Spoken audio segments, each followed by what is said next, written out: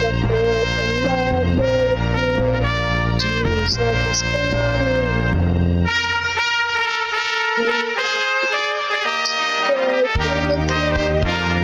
Jesus is coming. Coming again. Coming again. Jesus is coming again.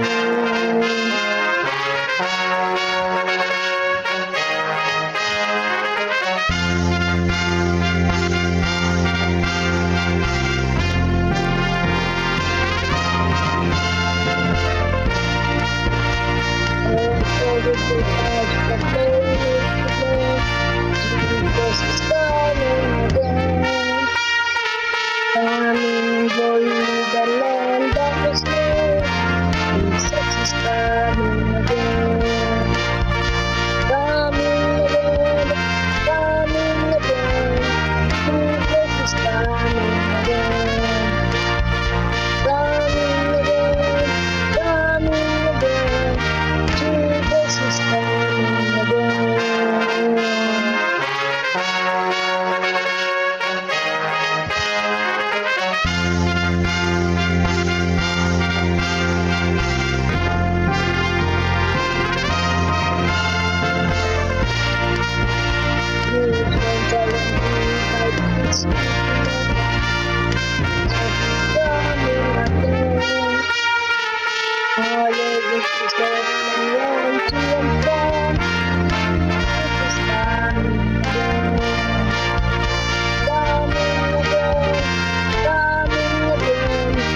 Jesus is coming.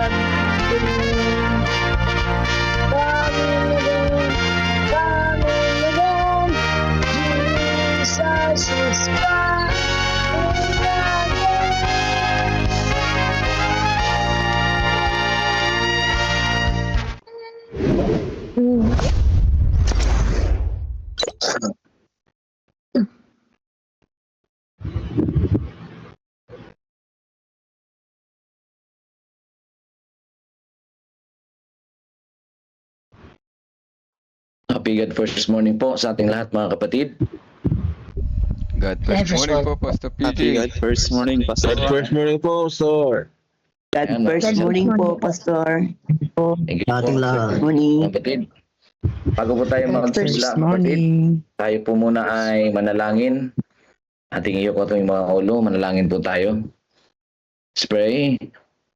Makapangyarihan naming Diyos sa umagang ito, kami po ay masaya dahil sa inyong pinagkalob sa bawat isa sa amin na another na araw na kung saan salubungin namin po kayo sa pamamagitan ng mga panalangin at pagkikinig ng mga mensahe sa umagang ito. Amin pong inaanyayahan ang inyong banal na presensya na kami ay samahan upang mas lalo naming maintindihan ang mga mensaheng aming mapapakinggan ngayon. Aming dinadalangin na nawa ang bawat isa ay inyong pagpalain at humihingi kami ng kapatawaran saan man kami nagkulang at nagkasala. Ito po'y aming hinihiling sa pangalan ni Jesus namin tagapagligtas. Amen.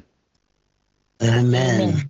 Ayan, so welcome po mga kapatid at mga kaibigan no, sa ating God First Morning program. No? Lalong-lalo na sa mga nasa ating Facebook nanonood ay magandang umaga po. God First Morning po sa ating lahat. At lalong-lalo na nandito ngayon sa ating platform. So, ngayong umaga mapatid ay wala po akong kopya ng ating program. Brother Melvin, meron ka po bang copy dyan? Meron po tayo nasa group chat. Pero teka, lalagay ko po sa Sige po. Hindi July po kasi ako 5. doon sa group chat. Hindi ako member. Kaya Ito po sa ating chat box ng Meet ng sa team. Wait lang, ayan. thank you po. Thank you po. Sige po, Pastor. Nandiyan na po. Check nyo nga po kung lalabas dyan sa... Okay. Opo. Nandito na. Okay. So, para po sa ating ayan. Okay. So, ang ating ano po mapatid, ating magbabasa ngayon sa ating banal na kasulatan. Ito ay makita sa Job chapter 9 ay walang iba po kundi si Sister Regina Cruz. Then pagkatapos po ay susundan po ito kapatid ng mga reflections na ito ay pangungunahan. Ang unang reflection ni Pastor Caleb Yao. Then ang pangalawang reflection po kapatid ay si Brother Jordan Avinilla. Okay, then susunod po kapatid ang panalangin, no, kung matapos po ang mga reflection ay papanalangin po ni Sister Regina Cruz para sa pagtapos ng ating first part, no. Then i-play po ang SDA church history ng ating nakatutok po sa media. Ating papakinggan mapatid ang pangalawang part dito sa ating programa ngayon, ang pagbabasa ng Jesus Wins, no? At kasabay na rin po ang reflection ni Sister Maria Lorina de Dios. Then susundan po ito ng kanyang isang panalangin. Then susunod po ang God First video na ipagkaloob po sa atin din ng ating media team. Susunod po ang pagbibigay ng isang mensahe, no, sa umagang ito, lalong-lalo na sa ating councils on stewardship. Ang topic po ay main of conversion. Ating tagapagsalita po, ang speaker po natin sa umagang ito ay walang iba kundi si Pastor Enrico Meneses. Yan. Then pagkatapos po mapatid ay ang ating silent prayer and acts prayer. So ang maunguna po sa ating adoration and confession ay si Pastor Caleb Giao. Then ang ating thanksgiving and supplication ay si Pastor Jordan Avinilla. So susunod din po ang pag-play ng mga videos, headquarters project video, at ang CLPM mission vision statement. So sunod ay ang closing song and closing prayer po ng ating tagapagsalita, Pastor Enrico Meneses. So ang ating programa po sa umagang ito kapatid, papatuloy ayon sa aking nabasa at na-announce sa umagang ito. So ating ibigay na pong pagkakataon kay Sister Regina Cruz para sa pagbabasa ng ating banal na kasulatan. Magandang umaga po sa ating lahat.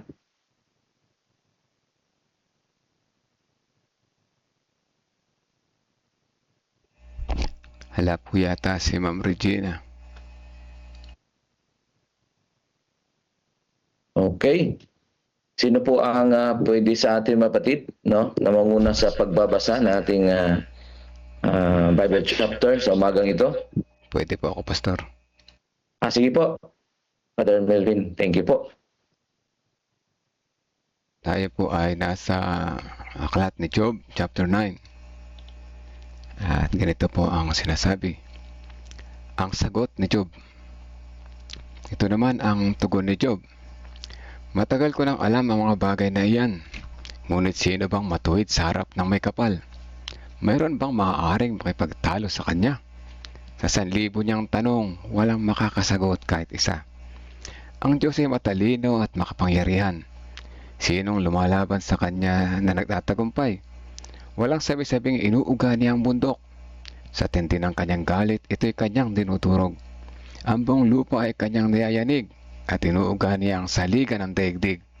Maaari niyang pigilan ang pagsikat ng araw, pati ang mga bituin sa kalangitan. Mag-isa niyang inilatag ang sangkalangitan, kanya tinakpan ang dambuhalang karagatan. Siya ang gumagawa ng mga bituin sa kalawakan, sa Oso, sa Orion, sa Pleiades at sa mga kumpol ng mga bituin sa katimugan. Makapangyarihan niyang gawa ay hindi mauunawaan. Ang kanyang mga himala ay hindi mabibilang. Siya'y nagdaraan ngunit hindi ko namamasdan. Siya'y kumikilos ngunit hindi ko mararamdaman. Nakukuha niya ang anumang magustuhan at sa kanya'y walang makakahadlang. Walang makakapagtanong, bakit mo ginawa yan? Ang pot ng Diyos ay hindi maglulubag sa mga tumutulong sa dambuhalang si Rahab. Paano ko masasagot ng tanong niya sa akin? Maghahanap pa ako ng mga salitang aking bibigkasin. Kahit ako'y walang sala, ang tangay kong magagawa sa harap ng Diyos na hukom ay magmakaawa. Kahit bayaan niyang ako'y magsalita, hindi ko rin matiyak kung ako'y papakinggan nga. Malakas na bagyo at mga sugat ang sa akin ibinigay kahit wala naman siyang sapat na dahilan. Ang hininga ko ay halos kanya ng lagutin. Puro kapaitan ang dinulot niya sa akin. Sa lakas niyang taglay, hindi siya kayang talunin. Hindi siya maaaring pilitin at sa hukuman ay dalhin. Ako'y walang kasalanan at tapat na namumuhay, ngunit bawat sabihin ko ay laban sa aking katauhan. Wala nga akong sala, ngunit hindi na ito mahalaga. Wala nang halaga ang aking sarili, pagod na akong mabuhay. Iisa ang pupuntahan ng lahat. Ito ang aking nasabi. Kapwa wawasakin ng Diyos ang masama at ang mabuti. Kung ang taong matuwid ay biglang namatay, tinatawanan ng Diyos ang sinapit ng kawawa. Hinahayaan niya ang daigdig ay pagharian ng masama. Ang paningin ng mga hukom ay tinatakpan niya. Kung di siya ang may gawa nito, sino pa nga kaya? Ang aking mga araw ay mabilis na lumilipas. Walang mabuting nangyayari kaya't nagmamadaling tumatakas.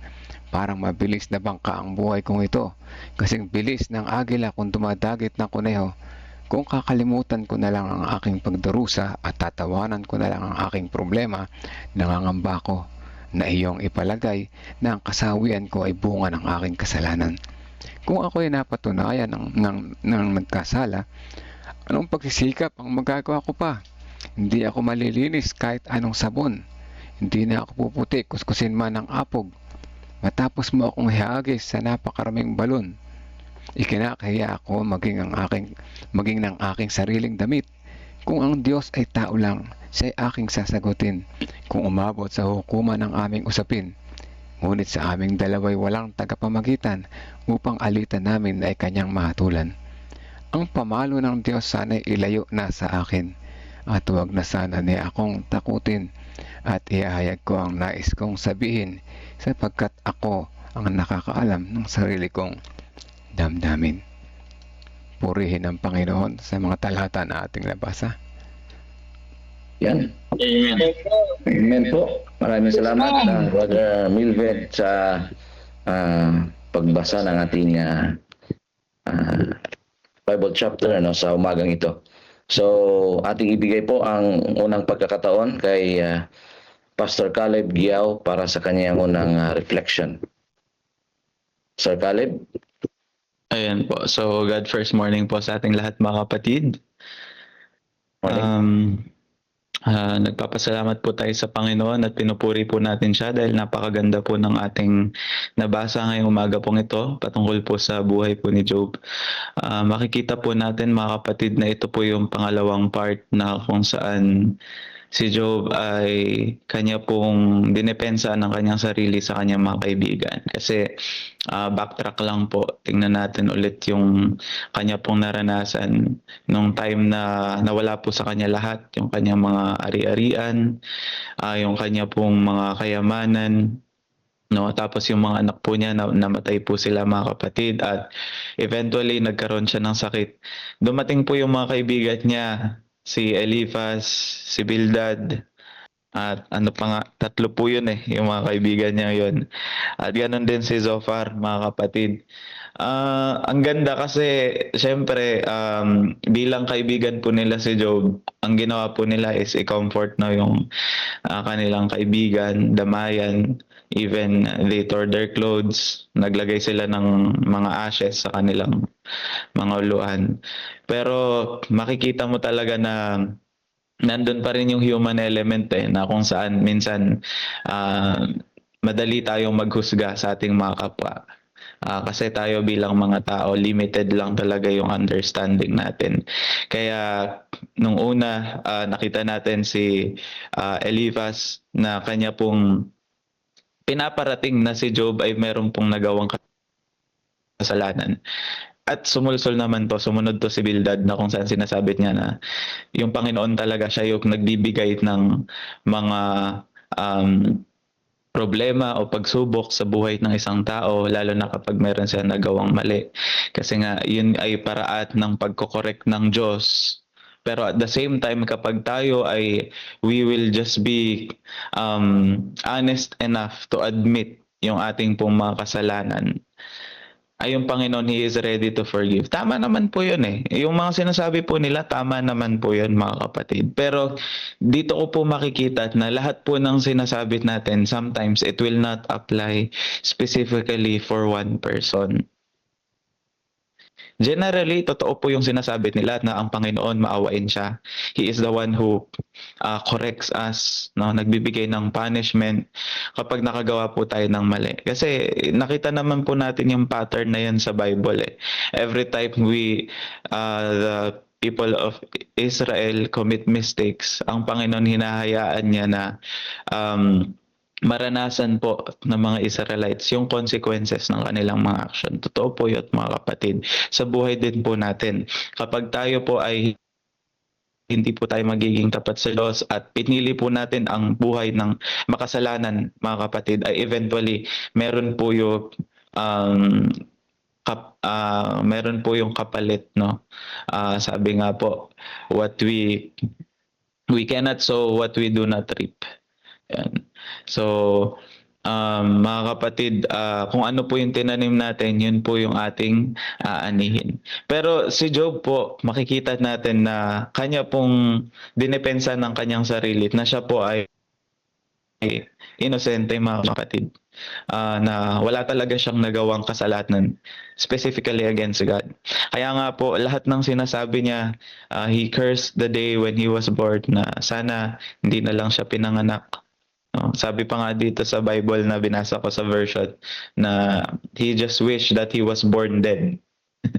No, meron bang ganun, pinanganak na patay? Yan. Napanganak ka nga pero patay ka. Yan. So, si Job talagang he's just pouring out his sentiments sa Panginoon na talagang confused siya, hindi niya maintindihan, is begging for God's mercy.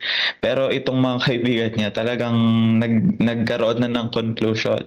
So yung first point na makikita ko po dito mga kapatid is dapat hindi po tayo talaga maghusga ng ating kapwa. Kasi sa lahat po ng mga pagsubok na pinagdadaanan po natin, sometimes what God allows, hindi po talaga specifically dahil sa kasalanan po na mayroon sa atin.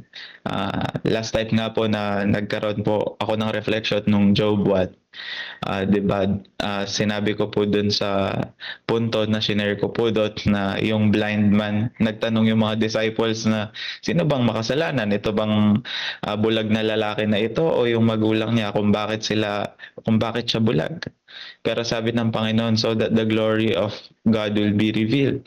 So tayo, limited ang ating pag-iisip. Dapat hindi po tayo mag-conclude base sa kung ano lamang po yung ating nakikita, kasi hindi po natin maunawan kung ano po yung panukalat ng Diyos. So sa part ni Job, wala po siyang kasalanan. Lahat po ng nararanasan niya suffering ay dahil po sa kaaway. Pero makikita po natin yung kaibigan po niya, hinusgahan po nila na si Job ay makasalanan pong tao. Kaya siya nagsasuffer. Yan. So, second naman po mga kapatid, ang sagot niya kay Bildad.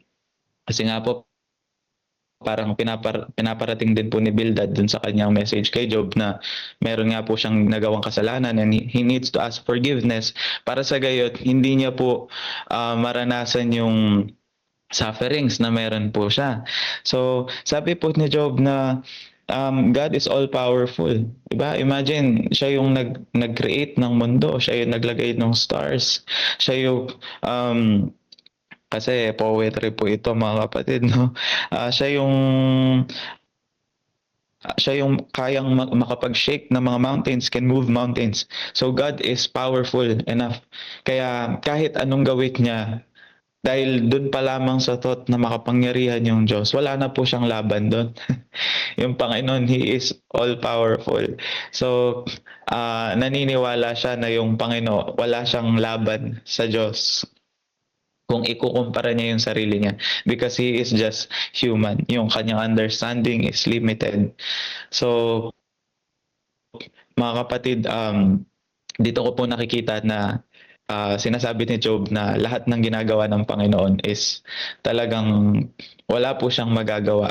Kahit na ipaglaban niya yung sarili niya, depensa niya yung sarili niya. Sabi nga po doon sa binasa kanina na kahit na i-wash away niya yung kasalanan niya to prove that he is innocent, mga kapatid. It is not enough to win an argument against God, because God is all-powerful. So, dun sa sinabi ni Job na yun, mga kapatid, ang nakikita ko talaga is yung limit natin bilang mga tao. No, we cannot win against God. Kahit gaano pa tayo ka-innocent or hindi ka-guilty, pero when we present ourselves to God, is parang nanliliit tayo kasi nga He is very powerful. So, yan po, dahil nga sabi niya that he cannot win against God, he is not powerful, he is just asking for the mercies of God. Yun naman po talaga yung dapat na gawin natin. Pag may mga pagkakataon or panahon sa buhay natin na hindi natin maunawaan kung bakit nangyayari ito, ang kailangan lang po natin talaga is lumapit sa Panginoon and be honest just as we are. Alam po natin na yung Panginoon na yung nakadepende na yun sa awa ng Diyos kung ano yung mangyayari sa buhay po natin. So, we can only plead and beg for God's help at hayaan na natin yung Diyos. Basta, ang napakaganda po dito, in the end of his speech, si Job, sigurado po siya sa sarili niya na wala po siyang ginawang kasalanan. So, yun po siguro yung pinakamahalaga, mga kapatid. Kahit anong sabihin na ng mga tao tungkol sa atin, husgahan man nila tayo sa mga pinagagagawa natin, na si pastor ganito, masyado siyang kasi 'di ba, kahit naman po anong gawin natin, we cannot please other people. May masasabi at may masasabi po yung mga tao. Pero ang pinakamahalaga po is alam natin yung katayuan natin sa sarili natin and our relationship with God. Yun po yung pinakamahalaga, mga kapatid. Huwag na po natin isipin kung ano yung sasabihin ng mga tao sa ginagawa po natin sa ating buhay. Basta let us always remember na dapat ang pinaka nakakakilala at nakakaalam ng ating mga sarili, ng ating mga damdamin ay walang iba kundi ang ating pong sarili. So, yun lamang po ang aking masashare na reflection ngayong umaga pong ito. At pagpalain po tayo ng ating Panginoon. Amen. Maraming salamat, Amen. Pastor Caleb, sa Amen. reflection. So, ating isunod po ang pangalawang reflection ni Pastor Jordan Avinilla. Pastor, good morning po mga ka-GFM po. Good first morning. Hindi na po ako mag-open ng cam kasi isa lang po yung aming tapos may bata pa po. Sige. Okay lang. Thank you. Ilaw. So, ano po? Yung pong reflection ko dito, mga kapatid, habang binabasa po kanina, kasi kanina pa po ako gising, kanina rin po ako nagpipilit pumasok. Buti na lang po sa kabutihan po ng Panginoon. Kachat ko po kanina si Pastor Rodrigo na yung problema po dito sa kung bakit hindi ako makapasok. Pero okay na po ngayon. Salamat po sa Diyos.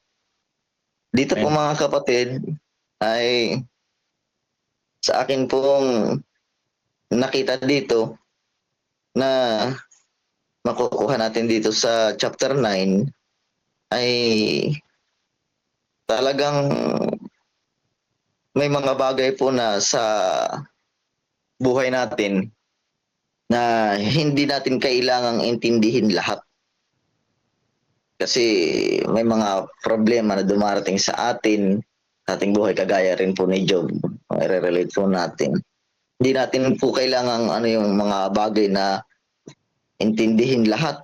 Pero ang kailangan po natin ay magtiwala sa atin, mga kapatid. Okay lang nga magtanong sa Diyos, ah, pero meron din po tayong talagang limitasyon.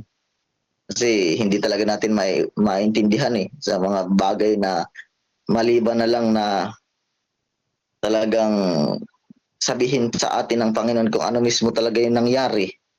Ah, Tapos po mga kapatid, kapag mabigat na po, kailangan lang natin talagang magtiwala. Si Job po sa chapter 9, sabi po niya kahit ako'y matuwid, hindi ako makasagot. Sabi niya sa ganyan pangyayari, hindi ko masyadong maintindihan ang nangyayari, pero ako naman ay talagang nagtitiwala sa ating Panginoon, sabi po niya. Mahirap sabi dito, talagang nakakalito sa mga pangyayari. Ang isang matuwid ay talagang naguguluhan din kung bakit naghihirap ang mabuti, yun po mga kapatid. Kaya dito po talagang ang pananampalataya po ay kinakailangan na magtiwala lang tayo palagi sa ating Panginoon, mga kapatid. Sa pangyayari sa ating mga buhay ay may mga talagang bagay na hindi natin maunawaan. Pero ipapaunawa ng ating Panginoon kung bakit nangyayari sa atin. Ang minsan ay hindi mahirap tanggapin sa ating buhay, pero ang mga bagay po na yun ay blessing para sa Kanya. Yun po mga kapatid, ang mga paghihirap minsan ay blessing. Yun po yung maishishare ko lamang po mga kapatid sa kaunting mensahe. Blessing mga kapatid ang paghihirap minsan na natatanggap natin sa ating Panginoon. So yun lamang po mga kapatid. Okay. Pastor? Maraming salamat po, Pastor Jordan, sa reflection. Meron po bang gustong mag-share, kapatid, ng reflection sa umagang ito? Pastor, ako po. Konti Sige lang. po, Brother Melvin. Sige. Gusto ko lamang bigyan ng pansin yung from verse 21 hanggang 24, ano po, apat na verse ito. Kung ating titingnan muli, mga negative ito na pagkilala sa Panginoon or sa Diyos, ano? Dahil ito nasabi ni Job dahil sa kanyang pagkalito. Biruin niyo po, siya ay matuwid, hindi naman siya nagkasala, pero siya nagdurusa, no? Kaya yung sa 21 sabi niya dahil sa kanyang matinding nararanasan, sabi niya, wala na akong sala, ngunit hindi ito mahalaga. Wala akong sala, hindi ako nagkasala, pero hindi ito mahalaga. Wala nang halaga itong buhay ko, sabi niya gano'n, ano? Pagod na ako mabuhay, para bang nagsawa na siya na mag-continue sa buhay, ano? Pakiramdam kasi niya wala namang dahilan yung kanyang paghihirap, pero bakit nangyayari? Hindi niya alam, ano? Kaya siya ay nalilito. Mas matindi yung pangalawang susunod sa number 22, sabi dito Iisa lang ang pupuntahan ng lahat, sabi na, no? Kapwa wawasakin ng Diyos ang masama at mabuti. So ito ay hindi literal na gagawin ng Diyos, ano? Pero dahil sa pagkalito nga ni Job, nasabi niya ito, mga kapatid, ano? Kasi nga alam niya siya ay mabuti, pero parang winawasak siya ng Diyos. Yun ang kanyang pagkakakita, no? Dahilan na rin siguro na gawa niya itong sabihin o naisip dahil sa mga panghuhusga sa kanya ng kanyang mga kaibigan, ano? Na sinabi sa kanya, baka nagkasala ka, humingi ka ng tawad sa Diyos, magpakumbaba ka at magmakaawa sa kanya. Yun ang mga dahilan nagpausok sa kanya kung ba't niya nasabi mga ganito. Ito pa yung pangatlo sa 23. Kung ang taong matuwid ay biglang namatay, tinatawanan ng Diyos ang sinapit ng kawawa. Grabe, no? Sa kanyang pagkalito rito, no? Akala niya ay natutuwa pa yung Diyos dahil sa sinasapit niya na isang kawawa, ano po? Dahil nga feeling niya at yung nangyayari sa kanya ay hindi na ay talagang napakaluba pero para bang walang ginagawa ang Diyos, ano. So iniisip niya, pinalagay niya na natutuwa pa yung Diyos sa kanyang sitwasyon, pero hindi, ano, katotohanan hindi natutuwa ang Diyos sa ganito, no. At alam na hindi niya kasi alam na si Satan na may pakana ng mga nangyayari sa kanya, ano, kaya niya nasasabi to. At ito yung pang-apat sa 24. Hinayaan niyang ang daigdig ay pagharian ng masasama. Grabe, no? Kunti siya ang may gawa nito, sino pa kaya? Akala ni Job ay hinahayaan lang ng Diyos na maghari yung masasama. Kasi nga nakita niya na bakit yung mga masasama patuloy pang nagtatagumpay, mantalang yung matuwid na isang katulad niya ay naghihirap. Ano? So mga kapatid ko, ang mga ganitong sitwasyon ng buhay na ay maaaring makaranas tayo ng pagkalito katulad ni Job. Kaya marapat lang na kung ating magbabasa tayo ng Bible araw-araw, makikijoin tayo sa God First Morning, sa Bible reading pa lang, matututunan natin ang isang halimbawa ni Job, ano, na kung tayo man ay makaranas ng ganito, huwag tayong tutulad kay Job na nalito.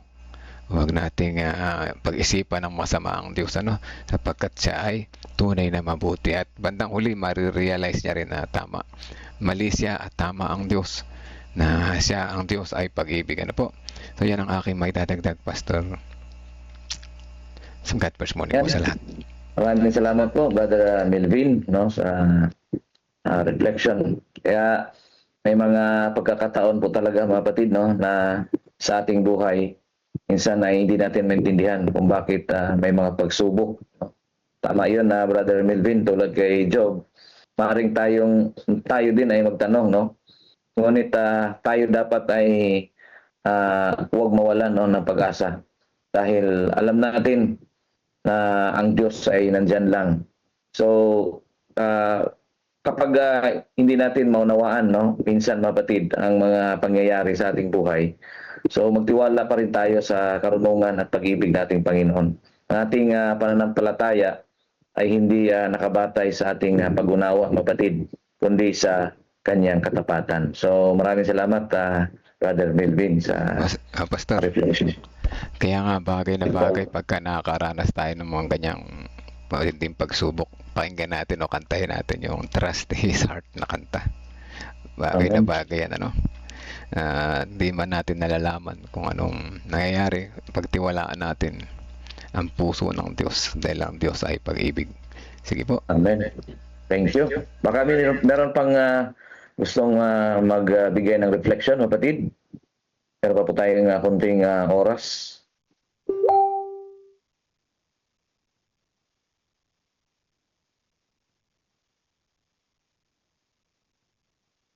Maliwanag na Yan. yata, Pastor, at Maliwanag na po yata Oo. para sa ating lahat, kapatid, no? Napakaganda ng ating binasa sa umagang ito. So, pwede ka nang manalangin, Brother Melvin? tayo po ay manalangin, mga kapatid. Mapagmahal naming Diyos, aming Amang Banal na nasa langit, muli kami nagpapasalamat sa oras na ito na ipinakita mo sa amin ang maaaring mangyari sa amin sa kabila ng matinding pagsubok na aming pagdaraanan. Nakagaya ni Job, nagkaroon siya ng kalituhan. Bagaman hindi kami kasing buti at kasing tuwid ni Job, alam namin na kayo'y nariyan para kami ay samahan sa aming mga pagsubok na pagdaraanan sa buhay. Tunay na madilim at magulo ang mundong aming daraanan, ngunit kayo ay patuloy naming kasama kung kayo ay hahayaan namin manguna sa aming buhay. Maraming salamat sa malimbawa na ito ng kwento ni Job, na makakaiwas kami naman dito sa balang araw na kami man ay darating sa ganitong sitwasyon ng aming buhay, at patuloy kami magtitiwala sa iyo sapagkat ikaw ay Diyos ng pag-ibig. Sa aming mga susunod na programa na aming magpapatuloy sa God First Morning na ito, inyo pong gabayan ng Holy Spirit patuloy ang bawat isa sa amin, mga nakikinig, at kayo din naman ang mga participants na hanggang mamaya si Sister Lorena at magbabasa ng Jesus Wins, ay patuloy niyo pong pagpalain sa umaga na ito. In Jesus' name we pray. Amen. Amen. Ating pong pakinggan ang ating SDA history.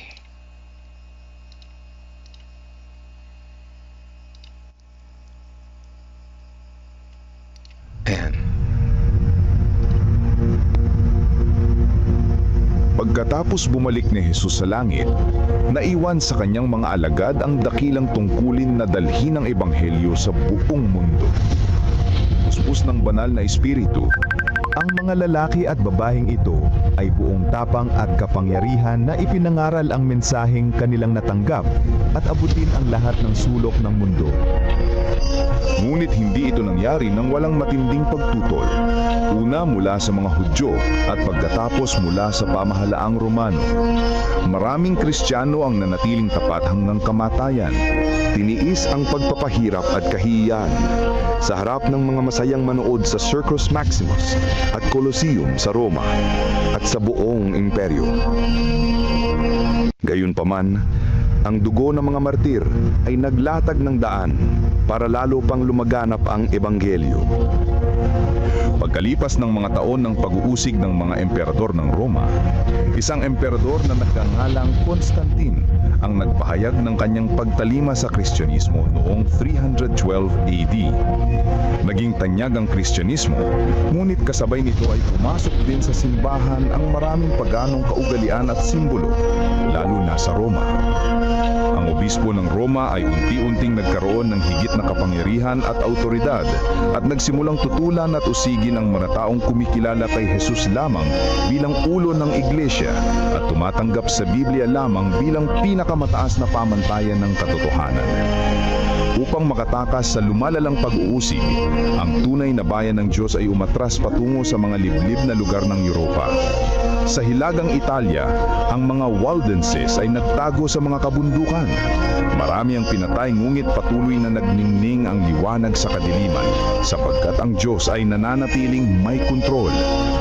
Siya ay nagbangon ng mga lalaking tulad ni Wycliffe, Hus, Tyndale, Luther, Calvin at Zwingli upang tumindig para sa katotohanan.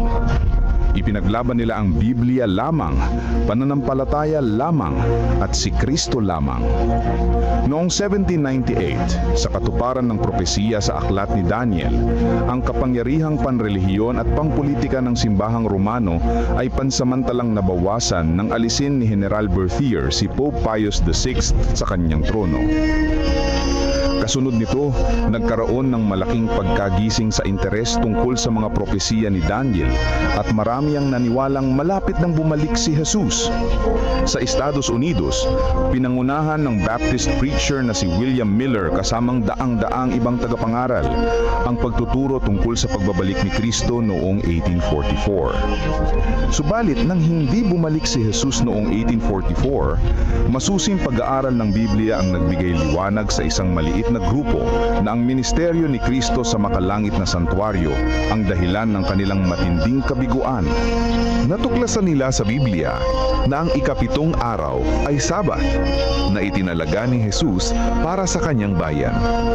Unti-unti nilang naumawaan na ang kanilang misyon ay ipangaral ang mensahe ng tatlong anghel sa Apokalipsis 14. Bilang mga Seventh-day Adventist, ang layunin nila ay ipangaral ng may kapangyarihan ang walang hanggang ebanghelyo at ihanda ang mundo sa pagbabalik ni Kristo. Mahigit sa 160 years na ang lumipas, mga taong dumaan sa dalawang World War, maraming kampanyang militar, mga krisis sa ekonomiya, ang pagtaas ng ateismo at sekularismo at pagdami ng populasyon ng mundo. Dumami rin ang mga natural na kalamidad na pabalik-balik at lumalala. Sa panahong ito, ang misyon at mensahe ng iglesia ay mas may kabuluhan at mas agaran kaysa dati. Si Jesus ay malapit nang dumating at ang mundo ay dapat na maihanda. Maghanda sa pagsalubong sa Diyos. Amen. Ibigay ang pagkataon kay Sister Maria Lorena de Dios para sa pagbabasa ng ating Jesus Wins. Happy God First Morning. Okay lang po ang okay Morning audio. Opo. Okay lang po. Ayan. Ngayon ay July 5, ang kanyang karangyaan. Ang ating susing talata matatagpuan sa Lucas 15:12. Ang sabi, Ama, ibigay mo sa akin ang bahagi ng kayamanang nauukol sa akin, at hinati niya sa kanila ang kanyang pag-aari. Isang opisyal ng korte ang lumapit sa hari na may isang kahilingan. Mahal na hari, ang aking anak na babae ay ikakasal at wala akong pera para sa kasal. Maaari mo ba akong tulungan, mahal na hari, sa mga gastusin? Tinanong ng hari, magkano ang kailangan mo? Nagbanggit ang opisyal ng tila napakalaking halaga. Agad na ipinagkaloob ng hari ang kahilingan. Nang maglaon, isang pinagkakatiwalaan ng hari ang nagtanong, mahal na hari, bakit mo ipinagkaloob ang ganitong mapangahas na kahilingan? Ang sagot ng hari, pinararangalan ako ng taong ito sa dalawang paraan. Una, naniniwala siya na ako ay labis na mayaman at labis na mapagbigay. Yun ang naging sagot ng hari. Nang nakikipagkaibigan si Jesus sa mga makasalanan, tumutol ang mga Pariseyo.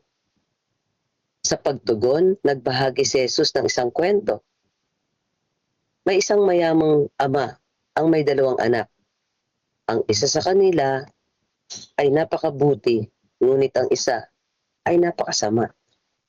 Ang mabuting anak ay masigasig na nagtatrabaho, habang ang masamang anak ay nangangarap na tumakas. Wala siyang pakialam sa bukirin o sa ani na kailangang ipunin. Sa labis na pangangahas, hiniling niya ang kanyang mana. Walang duda, ito ay labis na napakasakit sa ama. Dahil ang mana ay ibinibigay lamang pagkatapos mamatay ang ama. Sa katunayan, sinasabi niya, Ama, gusto kong mamatay ka na. Gayunpaman, ipinakita ng ama ang kamanghamanghang pag-unawa at kagandahang loob. Ganap na hindi pinansin ang insulto. Hinati niya ang kanyang kayamanan. Ito ay mula sa Griego na his, kabuhayan, ari-arian, pag-aari, ng Lucas 15:12. Ang ama sa kwento ay kumakatawan sa Diyos. At gayon din, natututunan natin mula sa panimula ng kwento na ang ating ama ay labis na mayaman at labis na mapagbigay. Ibinubuhos niya ang kanyang kayamanan ng biyaya sa ating lahat. Ibinabahagi ang kanyang mga pag-aari kahit na tayo ay tumatakbong palayo sa kanya. At ginugugol ito gaya ng makikita natin sa karugtong ng kwento. Namatay si Jesus para sa atin upang masiguro ang ating bahagi ng mana kahit na hindi tayo karapat-dapat dito.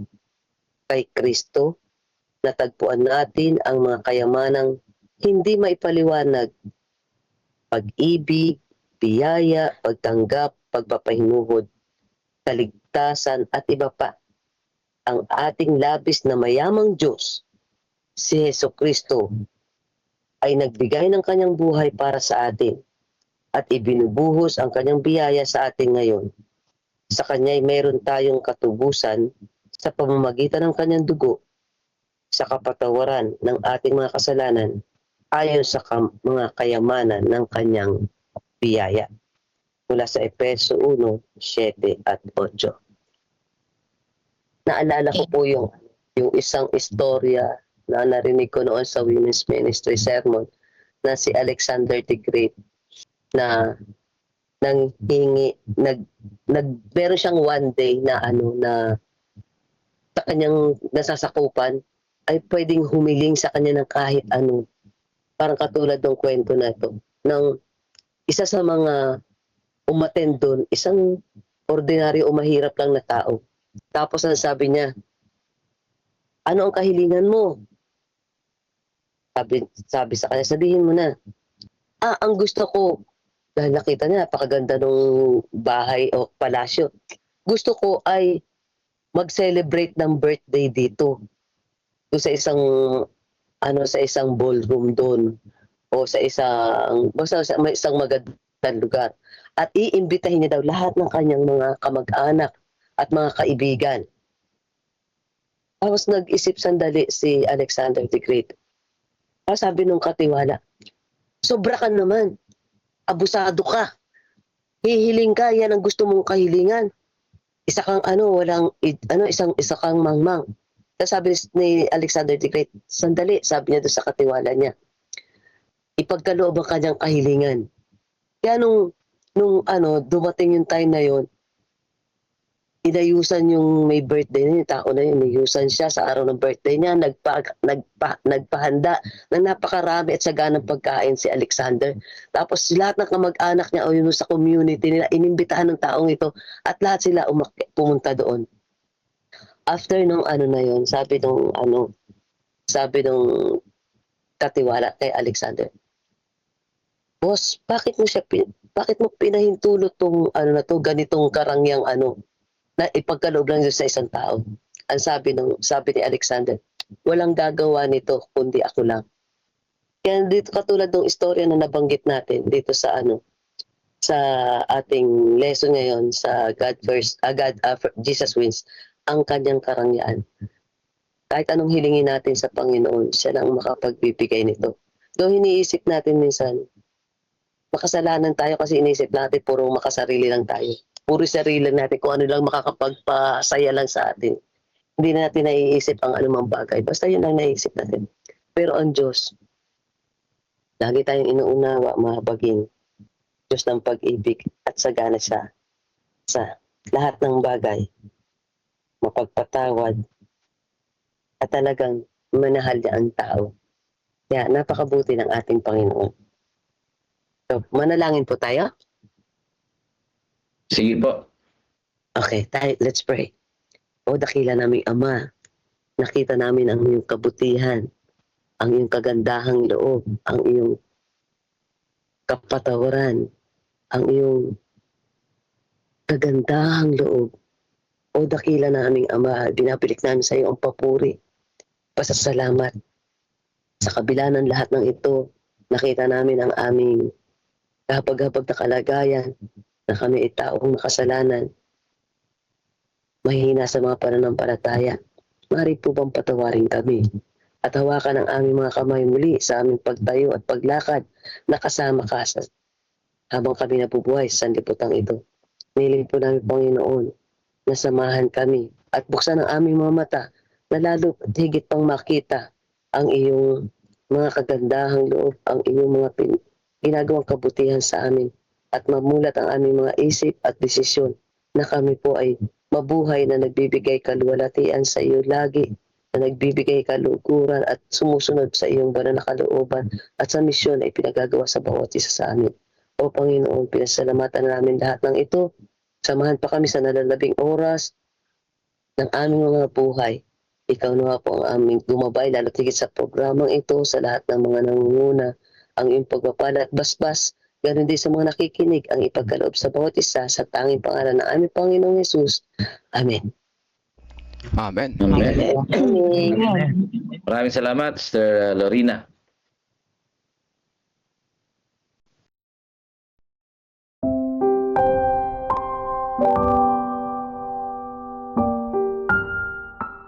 Ngunit, paano naman ang bukas? Madalas kapag magbibigay tayo, iniisip nating magkano ang pwede kong ibigay na hindi ako mawawalan para sa future? Magandang tanong ito. Pero minsan, dahil sa sobrang pag-aalala sa kinabukasan, ay kumukonti ang ibinibigay natin. Imbes na maging bukas palad, nagiging sobrang ingat tayo. Minsan, halos wala na tayong maibigay. Pero pinaalalahanan tayo ng Diyos sa Biblia na may mga prinsipyo sa pagbibigay na siguradong totoo, parang gravity, hindi nagbabago. Sa Kawikaan 11:24-25, sinasabi, ang taong nagbibigay ay lalo pang pinagpapala, pero ang taong nagdadamot ay nauuwi sa kakulangan. Pangako ito ng Diyos. Sinabi rin ni Jesus, kaya't huwag ninyong alalahanin ang bukas, sapagkat ang bukas ang mag-aalala sa kanyang sarili. Magbigay kayo at kayo'y bibigyan. Takal na mabuti, pinikpik, niliglig at umaapaw ay ibibigay sa inyong kandungan. Ang Diyos ang nagbibigay ng lahat ng kailangan natin: pagkain, damit, tirahan, trabaho, lakas, edukasyon, at marami pang iba. Kaya dapat tayong magtiwala sa Kanya. Mamuhay at magbigay tayo sa pamamagitan ng pananampalataya at hayaan nating patunayan ng Diyos ang Kanyang mga pangako na pareho para sa ngayon at bukas. Panawagan. Habang ibinabalik natin ang ikapo sa Diyos at nagbibigay ng ating mga handog or promise offerings na hinihikayat na pagplanuhan at itabi bilang porsyento ng ating kita, hilingin din natin sa Diyos na tuparin ang Kanyang pangakong pangalagaan ng ating mga pangangailangan. Magpasalamat tayo sa Kanya sa lahat ng Kanyang mga biyaya at humingi ng kapatawaran sa mga panahong tayo ay nag-atubihi o nagkulang sa pagbibigay dahil sa pagnanais na makaramdam tayo ng seguridad sa kinabukasan. Sa pagbabalik natin ng ating mga ikapo at pangakong handog, ay ilagay natin sa huli ang ating mga hangarin at unahin ang Diyos. Amen. Amen. Amen. Thank you po. Ating ibigay ang panahon, mapatid, no, sa ating speaker, kapatid, sa umagang ito, si Pastor Enrico Meneses. Bigyan natin pagkakataon. Pastor. Happy God bless morning, Pastor. Morning po. Naririnig ba ako? Opo, Pastor. Good morning, Pastor. Kasi medyo Morning mahina po. ang signal ko dito. Okay lang? po, Pastor. Okay lang po, Pastor. Okay. Happy God first morning po, mga kapatid, sa lahat ng nakakonect ngayon sa ating pong God first morning po, Pastor. Happy God first morning. Happy God first morning po, Pastor O ano Meneses. pa mang mga paraan para sila po ay makasabay or makapakinig sa ating pong worship sa umagang ito, July 5. At ang portion na ibinigay sa atin upang ito po ay discuss natin sa umagang ito ay may pamagat na isang of conversion. Isang paraan para makahikayat. Ang bagay na ito, mga kapatid, ay inilang ko yung binanggit ni Ellen White dito sa 3-4 na paragraph na ito ay 3 beses niya na paulit-ulit ang wika ni Ellen White ay I receive instruction that there are men and women in the world who have sympathetic. 3 beses na paulit-ulit. Pero gusto kong basahin muna natin, mga kapatid, sa wikang Tagalog. Ganito po ang sinasabi ng ating pong mensahera. Bakit hindi humingi ng tulong sa mga taong hindi natin kapananampalataya? Ipinakita sa akin na may mga tao sa mundo na may mababait at mahabaging puso. Kapag nalaman nila ang pangangailangan ng mga naghihirap, maaantig sila at handang tumulong. May mga tao ring handang magbigay ng pera para makatulong sa mga paaralan at sanitarium o pagamutan. Ipinakita, pangalawa, sabi niya dito, ipinakita sa akin na dapat maging masigasig o masipag at masigasig tayo sa gawain ng Diyos. Ang lahat ng kayamanan ay galing sa Panginoon. Kapag nilapitan natin ang mayayamang tao sa tamang paraan, gagalawin ng Diyos ang kanilang puso upang magbigay at tumulong. Ang perang hawak nila ay pag-aari pa rin ng Diyos at may ilan sa kanila na tutugon kapag humingi tayo ng tulong. Pag-usapan ninyo ito at gawin ninyo ang inyong makakaya upang makakuha ng suporta. Hindi tayo dapat mahiyang humingi ng tulong sa mga tao sa mundo dahil ito ay isang paraan na ipinakita ng Diyos. Pangatlo, na binanggit po ni Ellen White. So sa pamamagitan nito mga kapatid, maraming tao ang maaring maging interesado sa gawain ng Diyos, makarinig ng katotohanan at sumampalataya. Napaka maliwanag po mga kapatid na binanggit ni Ellen White, ito pong paraan ng paghingi ng tulong para yung ating pong gawain sa iglesia ay ito po ay masuportahan, lalong-lalo na binanggit dito yung may kinalaman sa ating pong mga paaralan, at pangalawa yung may kinalaman sa ating pong mga ospital at pagamutan. Nung ako po ay nasa AUP, bago ako papaalis na ako noon senior na ako noon na yung itinayong library na ipinangalan sa Detweiler Library. Ang pagkaalam ko mga kapatid, yun po ay galing sa isang taong mayaman na hindi naman Adventist. No? At pangalawa, sa ating pong sanitarium, napakaraming mga donors na hindi po mananampalataya. Now, which is, ang sabi ni Ellen White dito, mga kapatid, ay ipinakita sa kanya na itong paraan ng paghingi o pagpipresenta ng pangangailangan ng ating paaralan o ng ating mga pagamutan sa mga taong hindi natin kapananampalataya.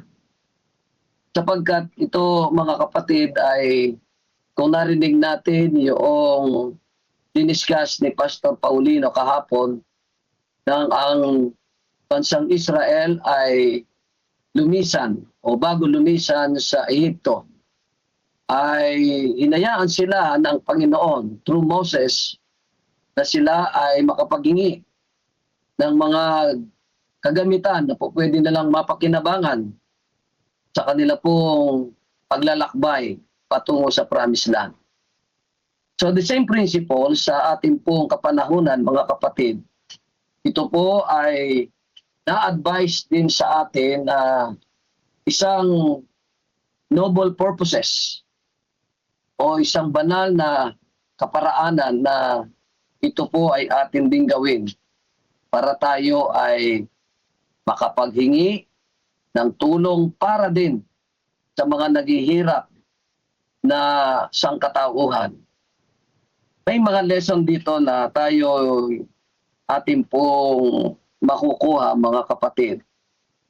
Number 1, God owns everything. Ang lahat ng bagay sa mundong ito, mga kapatid, ay lahat yan sa Panginoon. At itong mga bagay na ito, itong mga pagpapalang ito, mga kayamanan, ay hindi lamang po ibinigay ng Diyos sa kanyang mga anak o sa mga taong nananampalataya sa kanya. Maging sa mga taong hindi mananampalataya, mga kapatid, pinagkalooban din sila ng Panginoon sapagkat yung mga taong yan doon na hindi naman po sila mananampalataya sa ating Panginoon, wala din naman silang kapangyarihan na mapasa kanila ang mga kayamanan yan. Tayo naniniwala, pinagkaloob din sa kanila ng Diyos yung mga pagpapalang yan para sila po ay mabuhay. Kaya nga ang sabi dito, God's money is in the hands of these men. No? Ang mga salaping ito ng Diyos ay nasa kamay ng mga taong ito. Pangalawa, since na sila po ay pinagkalooban din ng mga kayamanan ng ating Panginoon, number 2, God can touch any heart.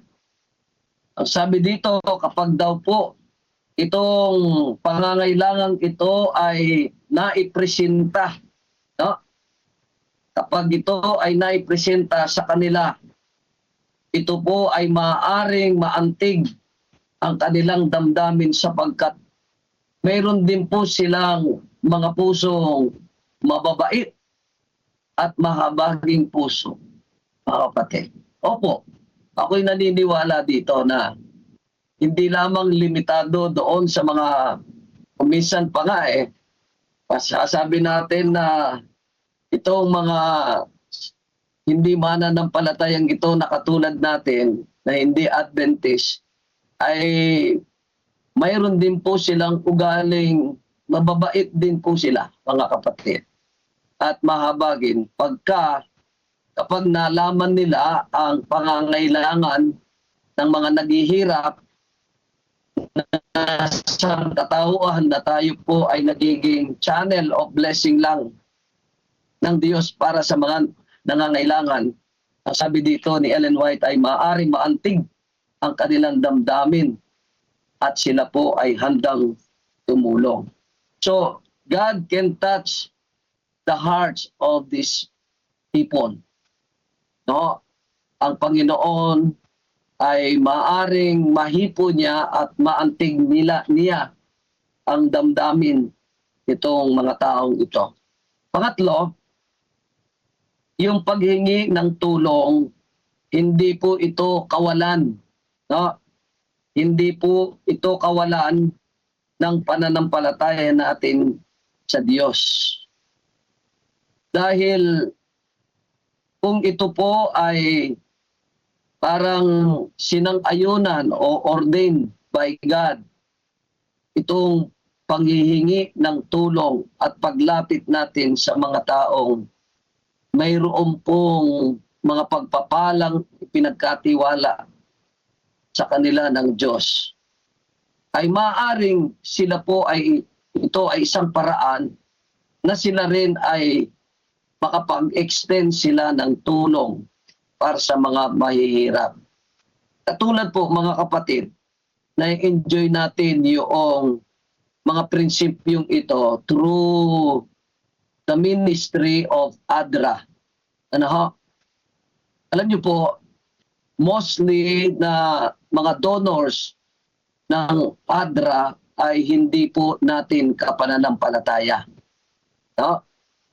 Yung taon-taon na nare-receive po natin ng ating union or mission, yung Good Samaritan Purse. Mga kapatid, iba pong iba pong sekta. No? Kumbaga ay itong mga taong ito ay maantig din ang kanilang damdamin.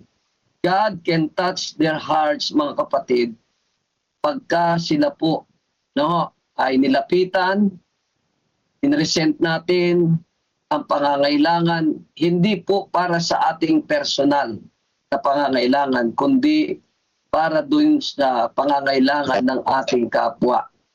Hindi tayo dapat mahiya. Hindi tayo dapat mawalan ng pananampalataya. Hindi kawalan ito ng pananampalataya. Pagkus, pang-apat, ito ay isang paglilingkod or ministry that opens the doors for evangelism. Kaya ang sabi dito sa ating pong topic ay isang paraan upang makahikayat ng tao sa Diyos, lalong-lalo na mga kapatid, itong mga taong ito ay hindi pa po sila mananampalataya sa ating Panginoon. Kaya napakaliwanag, mga kapatid, at napakasimple. Kaya ang sabi ni Ellen White na dapat ng ating gawain ito ay gawin nating maging masipag, yung agresibo tayo at masigasig tayo sa gawain ng ating Panginoon. Ibig sabihin, mga kapatid, kung i-present natin itong pagpapakitan ng pangangailangan ng mga taong nakikita natin na kailangan ng tulong, mga kapatid, maging agresibo tayo, maging seryoso tayo. Ano? At ipresenta natin ito na may yung matuwid na kaparaanan at yung talagang totoo, mga kapatid. Darating po yung taon-taong harvest gathering. No, ito ay isang ministry ng ating iglesia para hindi po para sa kapakanan ng ating pong pananampalataya o institusyon, kundi ito rin ay para sa kapakanan ng sangkatauhan na ating pong pinaglilingkuran. And then, ang panglima, mga kapatid, ito po ay precaution. Kung tayo po ay lalapit sa mga di natin kapananampalataya, we must never compromise God's principles or the principles of our faith. Yun po yung isang precaution naman dito, mga kapatid. No? Hindi po natin dapat ikompromiso ang ating pong iglesia, maging yung ating pananampalataya. Sa pamamagitan ng Sa pamamagitan ng pagbabago na tinatawag na biblical beliefs. Isan kasi, mga kapatid, ay para lamang mapasa atin yung ating pong inilalapit, ay may compromise natin yung ating pananampalataya. Na hindi po ito dapat, kaya ito ay precaution sa atin. O kaya naman yung participating in dishonest practices. Yung hindi po pagsang-ayon natin, no, sa mga hindi dapat o hindi tapat na mga practices. And then, pangatlo, yung depending on human power instead of God. So, mga kapatid, itong gawain ito, ito ay isang napakaganda at napakahalagang ministry. Ito ay, kumbaga, ay two birds in one bullet. Yung taong nilapitan natin upang mahingan natin ng tulong, nakatulong na siya sa mga nangangailangan at siya po ay balang araw, mga kapatid, ang sabi dito ay makarinig ng katotohanan and then eventually balang araw maaring siya ay sumampalataya sa Diyos. Ito ay isang paraan ng Panginoon upang maabot natin itong mga mayayamang pinagkatiwalaan ng Diyos ng mga pagpapala na makatulong sa sangkatauhan sa pamamagitan po ng ating pong ganitong ministry o paglilingkod. Alam ko po, mga kapatid, ako sa loob ng maraming taon ng paglilingkod, may mga karanasan po tayo dyan na nilapitan po natin para makatulong sa ating pong paglilingkod sa sangkatauhan. Na sila po, mga kapatid, alam niyo po, ay napakasaya nila. Kapag naipresenta natin yung ating magandang programa, ay napakadali po nilang, kumbaga, napakadali nilang magbigay, napakadali nilang bumunot ng pera para tumulong at tulungan tayo sa ating paglilingkod. Ibig sabihin, hindi lamang tayo, kundi maging sila ay nagiging kasangkot na sila sa ministry o paglilingkod upang abutin, upang yung pangangailangan ng sangkatauhan saan man tayo naglilingkod ay sa tulong ng Panginoon. Ito po ay matapat at masaya po nating nagagawa. Kaya nga po, mga kapatid, itong mensaheng ito ng ating Panginoon through Ellen White, isang malinaw na kapahayagan na kung paano dapat tayo mag-approach sa mga taong pinagkalooban din ng Panginoon ng mga kayamanan na dapat na kung saan nila iukol itong kanilang mga kayamanan ito. So ito lang, hanggang dito lamang po mga kapatid. Happy God First Morning sa ating lahat. Amen. Amen. Maraming salamat po, Pastor, sa napakagandang mensahe sa umagang ito. Thank you po. Okay, Amen so po. atin pong isunod babatid, no, sa umagang ito ang ating silent prayer at acts prayer. Manguna po sa ating adoration and confession ay si Pastor Caleb Giao. Then sa Thanksgiving and supplication ay si Pastor Jordan Avinilla. So, pagkatapos po ng ating silent prayer, paghihina po ng ating music, saka po papasok si Pastor Caleb para sa adoration and confession. Proceed po tayo sa ating silent prayer.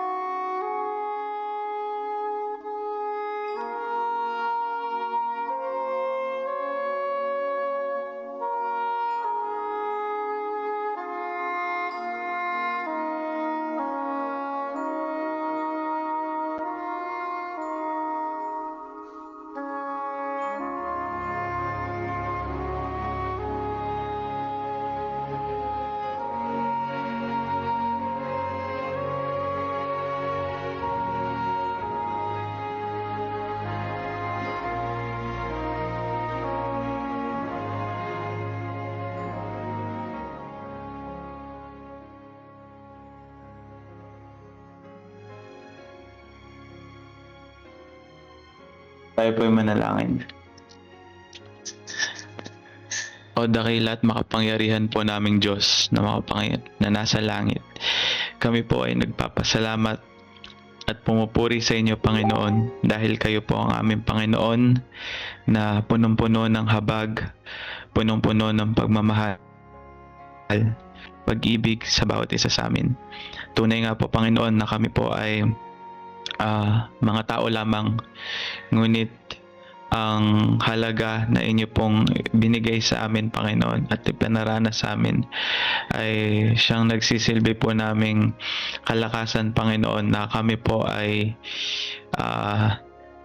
minamahal at tinatanggap at kinakalinga ng aming Panginoong Diyos. Panginoon, pinupuri ka po namin dahil kayo po ang Panginoon ng liwanag, na kung saan sa inyo po namin natatamo ang katotohanan, ang discernment, Panginoon, na sa kabila ng confusion na meron po dito sa mundo po namin, sa kabila po ng lahat ng mga kamalian na nanaig, ay kayo po ang nagsisilbi po naming gabay sa pamagitan ng inyong mga salita. Panginoon, pinupuri ka din po namin dahil kayo po, Panginoon, ang aming great provider. Hindi lamang po kayo yung Diyos na nag-provide sa mga kilalang mga Bible characters noong unang panahon, kundi hanggang sa ngayon ay natatamasa po namin na kayo ay Diyos na tapat, patuloy po na pinagkakalob sa amin ang mga biyaya na hindi po kami karapat-dapat. Ang buhay, lakas, magandang kalusugan ay isa sa mga blessings na patuloy po na pinaparanas niyo po sa amin. Kaya, Panginoon, ang mga salita ay hindi po magiging sapat upang ideklara at ipakita kung gaano po kayo makapangyarihan. Kagaya na nga lang po ng amin pong nabasa sa Job, na kung saan ipinamalas at ipinakita ni Job ang pagiging makapangyarihan ng Diyos na siyang naglikha ng buong sanlibutan, Panginoon. Ay alam po namin na words are not enough to describe how powerful our God is. Kaya Panginoon, sa pagkakataon pong ito ay nais po namin dumako sa amin pong confession. Alam niyo po ang bawat isa sa amin, ang puso ang bawat lingkod ninyo, Panginoon, na hindi po kami exempted sa pagkakasala. Madalas, Panginoon, ay kami po ay nakakagawa ng mga bagay na hindi po kalugod-lugod sa inyong banal na harapan. Kami po ay nagagalit, kami po ay nagdududa sa inyo, kami po ay wini-welcome namin sa aming mga pag-iisip ang mga negative thoughts. Minsan, hindi po namin kayo nare-represent ang inyong pangalan properly sa harap ng mga tao. At marami pa pong iba't ibang mga kasalanan, Panginoon, na kami lang po ang nakakaalam. Kaya humihiling po kami at amin pong itinatalaga, nilalapit ang aming sarili sa inyo na kayo po ang patuloy na maglinis sa aming mga kasalanan, sa aming mga puso, Panginoon. Gawin po itong dalisay muli na kagaya ng inyong pangako sa Isaiah 1:18, come now and let us reason together, said the Lord of hosts. Though your sins be as scarlet, they shall be as white as snow. Though they are red as crimson, they shall be as wool. Panginoon, we believe the promise na kayo po ang may kakayahan na linisin po kami. Kaya we also claim the promise na nakasulat sa 1 John 1:9 that if we confess our sins, you are always just and faithful to forgive us and to cleanse us from all our unrighteousness. Hindi na po kami nagtitiwala sa aming pong sariling kalinisan, sa aming sariling katapatan, Panginoon, kundi sa inyo lamang, dahil sa pamagitan lamang ni Kristo, aming matatamo ang kaligtasan at kapatawaran ng aming mga kasalanan. Kaya Panginoon, bigyan din po kami ng kapangyarihan ng banal na Espiritu na ito po mga kasalanan na ito patuloy na po namin mapanagumpayan, matalikuran at maging handa na lumakad patuloy sa inyo pong inilalaan na daan para sa amin. Ito lang po aming hiling dalangin sa pangalan ni Jesus. Panginoong Diyos, sa umagang ito, kami po ay nagpapasalamat sa mga pagpapala na inyo pong ibinibigay sa amin, sa lalo-lalo na po ngayong umagang ito, sa buhay, kasama po ang aming pamilya na nakarinig po ng mga mensahe, pagpapatibay ng amin pong mga pananampalataya. Panginoon, marami ring salamat po sa Sabat na amin pong nakasama kayo kahapon. Ito po ay isang pagpapala na lubos po naming pinagpapasalamat sa iyo, Panginoong Diyos. Ganyan din po sa mga walang sawa ninyong pagpapaulan ng amin pong mga pangangailangan. Narito po ang mga saksi sa inyo pong mga pagpapala, Panginoong Diyos. Salamat po hanggang sa amin pong mga financial, sa amin pong mga pagkain at iniinom, mga kausutan na patuloy niyo pong ipinoprovide. Iyan po, Panginoong Diyos, ay palatandaan ng inyo pong kabutihan, Panginoon. Salamat po ng marami. Narito po ang inyong bayan, ang mga butil ng mga salita na amin pong narinig ngayong umaga ay amin din pong pinapasalamatan, Panginoong Diyos. Ngayon po, muli po naming inilalapit, Panginoong Diyos, ang mga pagsusumamo sa amin pong pagluhod, sa amin pong pagpikit ngayong umagang ito. Amin pong isinusumamo, Panginoong Diyos, inilalapit ang amin pong pananampalataya. Dakila naming Panginoon, nawa po ay yumabong. Kami po'y patuloy na mag-mature sa aming pananampalataya, ang pagmamahalan, pag-ibig po namin sa bawat isa ay patuloy na mag-init, kagaya po ng tibay ng mga pananampalataya ng una po naming mga magulang, Panginoong Diyos.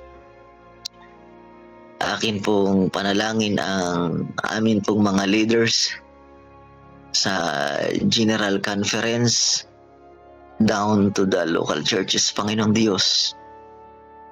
Ang plano po ng pagpalaganap ng gawain, salita ang butil ng katotohanan na inyo pong iniata sa bawat isa. Ang pagiging ilaw po namin, amin pong isinusumamo, Panginoong Diyos, na mahayag ang inyo pong karakter sa bawat isa sa amin, para po ito ay isang napakalaking mensahe sa bawat tao na amin pong makakasalamuha, Panginoong Diyos. Akin pong inilalapit ang mga espiritual na kalagayan ng aming pong mga kaibigan, mga kapatid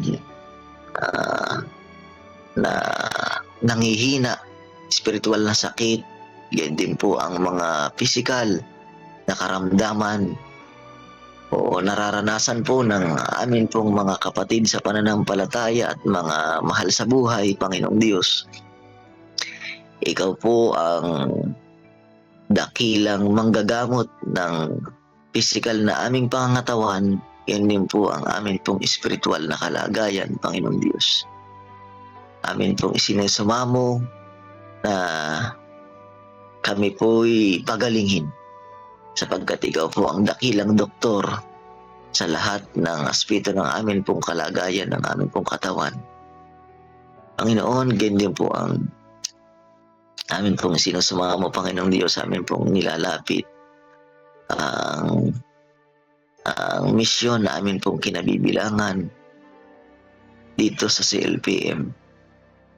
Ang mga pastors na nandirito po na ginagamit po ninyo, ang mga kulpultor, ang mga laymans, ang lahat po, Panginoong Diyos, ng nakiki-involve sa gawain dito, Panginoong Diyos. Sa akin pong inalalapit, kami po'y nagsusumamo na patuloy po nawa na ang iyo pong makapangyarihang kamay ang maglilid po sa bawat isa sa amin upang ang amin pong Panginoong Hesukristo ay makita. Panginoon, sa lahat po ng napapagal, hipuin po sila, palakasin at patuloy na samahan.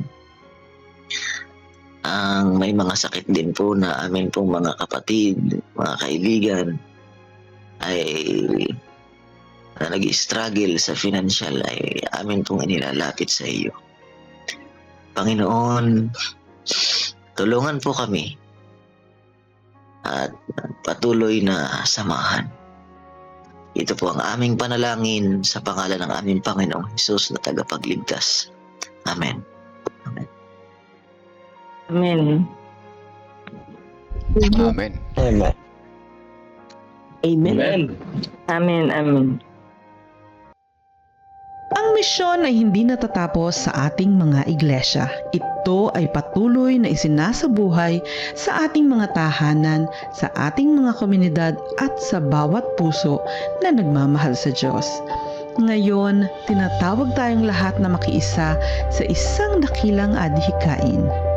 Building up for mission. Ang Central Luzon Provinces Mission ay naglulunsad ng isang pambihirang pagtutulungan. ang CLPM Headquarters Development Partnership Campaign.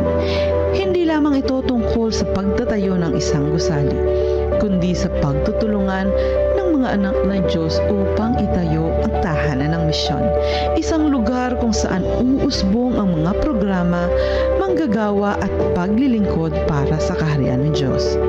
Sa ilalim ng unang pamamaraan na tatawaging 5,000 Families for the Mission Home, inaanyayahan ang bawat pamilya na maging katuwang sa gawaing ito bilang isang mission home partner. Layunin nating magkaisa bilang isang malaking pamilya sa pananampalataya. 5,000 pamilya na magpapahayag ng pagsuporta sa pamamagitan ng 1,000 piso bawat buwan sa loob ng isang taon. Ang bawat pamilya ay maaaring makibahagi sa iba't ibang paraan. Una, sa tithes and offering envelope na ilalagay sa others bilang CLPM Headquarters Project. Sa bank deposit o CLPM online giving, at ikatlo sa payroll deduction para sa mga CLPM workers na nais ding maging kabahagi sa programang ito. Ang mahalaga ay sama-samang paglahok dahil sa Diyos, bawat pamilya ay mahalaga. Bilang pagkilala, ang bawat Mission Home Partner ay tatanggap ng Mission Home Partner Plaque at ang kanilang mga pangalan ay itatala sa Wall of Faith ng bagong CLPM Headquarters. Ang mga iglesyang magpapakita ng lubos na pakikibahagi ay kikilalanin bilang Faith Builder Churches. Sa bawat quarter tayo ay magtitipon sa pasasalamat upang ipagdiwang ang mga kwento ng pananampalataya sa mga panalangin ng pag-asa at ang kabutihang ginawa ng Diyos sa ating kalagitnaan. Ito ay higit pa sa proyekto. Ito ay pagkakaisa. Higit pa sa kontribusyon, ito ay partnership sa misyon ng Diyos. Building up for mission, every family a builder. Our mission statement: make disciples of Jesus Christ who live as loving witnesses and proclaim to all people the everlasting gospel that we read angels' messages in preparation for His soon return. Our method, guided by the Bible and the Holy Spirit, central to God's mission, pursue His mission through Christ-like living, communicating, discipling, teaching, healing, and serving. I have vision. Every church a missional church.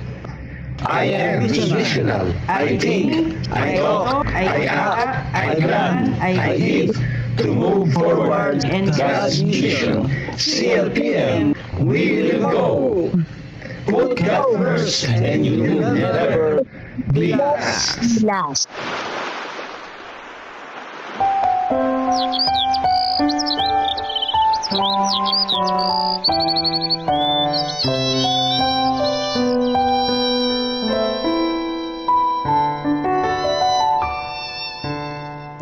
Kapag kay Kristo'y tayo'y magtatapat, sa lahat ng bagay ay magiging sapat.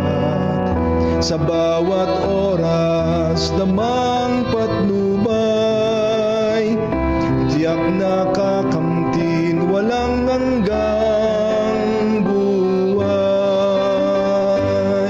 Ang Diyos ay nangako sa mga taong tapat, sa lahat ng bagay ay magiging sapat. Atin siyang purihin sa lahat ng oras, awit ng pagluwalhati ating itaas.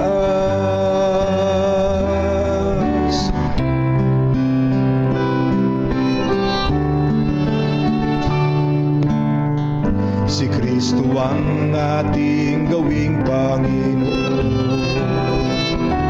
puso't isip sa Kanya ituon. Hikapot, handog, talento at dunong, misyon sa gawain ng ito'y sumulong. Ang Diyos ay nangako sa mga taong tapat, sa lahat ng bagay ay magiging sapat. Atin siyang purihin sa lahat ng oras, awit ng pagluwalhati ating itaas. Pagagaanin ating mga pasan, sa mga suliranin kanyang tutulungan. Magtiwala tayo't siyang tawagan, tunay na ligaya ay makakamtan. Ang Diyos ay nangako sa mga taong tapat, sa lahat ng bagay ay magiging sapat. Atin siyang purihin sa lahat ng oras, awit ng pagluwalhati ating itaas. Mapurit luwalhati sa Kanya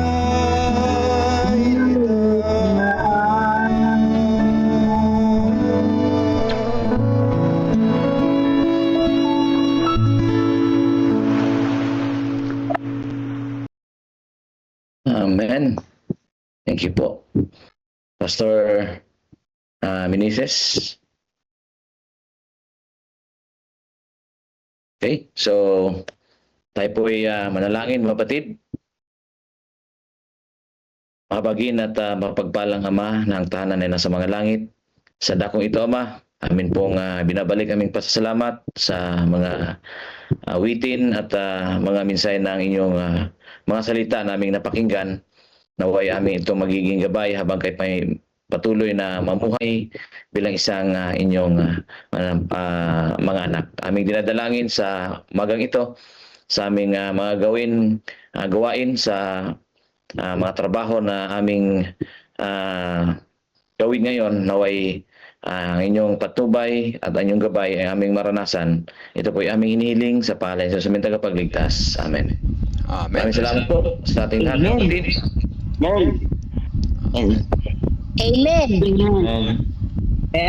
Morning po.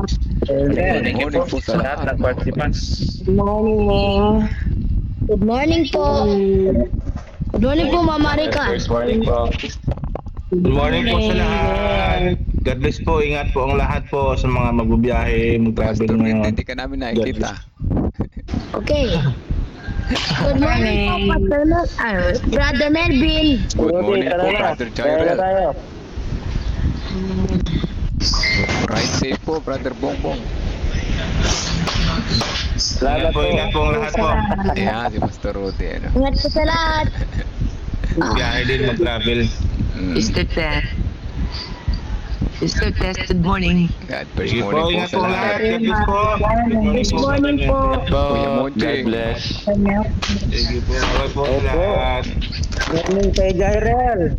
I miss you, Jairel. Good morning po, Brother Moses. Brother Moses, good morning. Good morning. Good morning po, Ma'am Ned. Good morning, Jairel. Morning. Maricor. Good morning, Kuya Monching. Ma. Wala si Brother Edmond. Nakamit po. Good morning, Sanet. Morning. Ang oras ay 5:30 sa mga nandiyan sa Facebook. Magandang umaga din po sa inyo. Good morning. Moses. Good morning po, Brother Moses. Okay. Bilang ka na, Jairel. Countdown na po tayo. Countdown na po. 5, 4, 3, 2, 1. Bye-bye po mga kapatid. Salamat Bye-bye. sa pakikinig. Salamat. Bye-bye po. God bless.